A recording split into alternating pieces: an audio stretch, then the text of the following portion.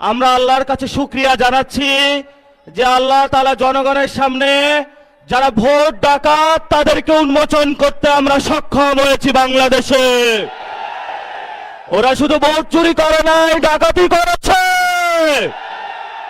আমাদের সুস্পষ্ট অনেকগুলো দাবি রয়েছে। আজকে নির্বাচনের পরে 11 দলীয় যে ঐক্য রয়েছে, আমরা জনগণের সামনে উপস্থিত হয়েছি।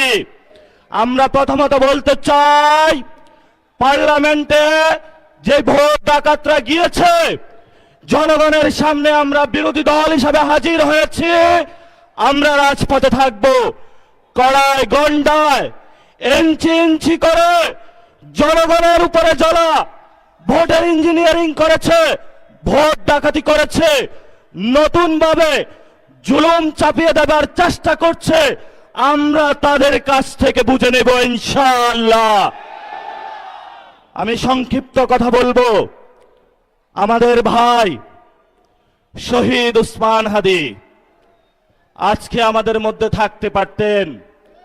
সংসদ সদস্য হিসাবে ঢাকা 8-এর আল্লাহ ওনাকে শহীদ হিসাবে নিয়ে গিয়েছেন। আমরা বিচারের দাবিতে মাঠে গিয়েছি। আজকে এই যেহেতু বিরোধী দলীয় যাত্রা হচ্ছে এই বায়তুল মোকাররম থেকে, আমি সরকারের কাছে আহ্বান জানাবো, দেশের কাছে আহ্বান জানাবো, প্রশাসনের কাছে আহ্বান জানাবো, আপনারা দ্রুত গতিতে শহীদ উসমান হাদি ভাইয়ের হত্যাকাণ্ডের বিচার যাতে হয় সেই উদ্যোগ নিন। আমাদেরকে এতদিন বলা হয়েছে বিচার এবং নির্বাচন মুখোমুখি দাঁড় করাবেন না। আমরা মরিয়া প্রমাণ করিলাম যে আমরা নির্বাচন বিরোধী নই। এখন সময় এসেছে শহীদ উসমান হাদি ভাইয়ের হত্যাকাণ্ডের বিচার করতে হবে। তৎকালীন সময়ে সংস্কারের নিয়ে বলা হয়েছিল, সংস্কার এবং নির্বাচন বিরোধী করার চেষ্টা চালানো হয়েছিল, ট্যাগ দেওয়া হয়েছিল ওরা নির্বাচন চায় না। আমরা তোমাদের চোখে আঙ্গুল দিয়ে দেখিয়েছি আমরাই বাংলাদেশে গণতন্ত্র চাই, তোমরা চাও ভোট ডাকাতি করতে। এখন সময় এসেছে, কোন 9-6 চলবে না। সংস্কারে জনগণে যে হ্যাঁ ভোটে ম্যান্ডেট দিয়েছে দ্রুত বাস্তবায়ন করতে হবে। সাথে সাথে বাংলাদেশে সন্ত্রাস, চাঁদাবাজি, দখলদারিত্ব বন্ধ করার উদ্যোগ নিতে হবে। এবং নির্বাচনের আগে আমরা এই বায়তুল মোকাররমে দাঁড়িয়ে একটি প্রটেস্ট করেছিলাম। ভোট ডাকাতির জন্য আমাদের জামাত ইসলামের এক ভাইকে খুন করা হয়েছিল।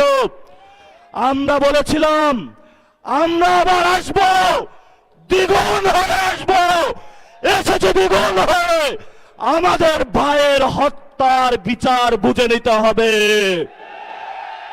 রাজপথ সংগ্রাম জারি রাখতে হবে।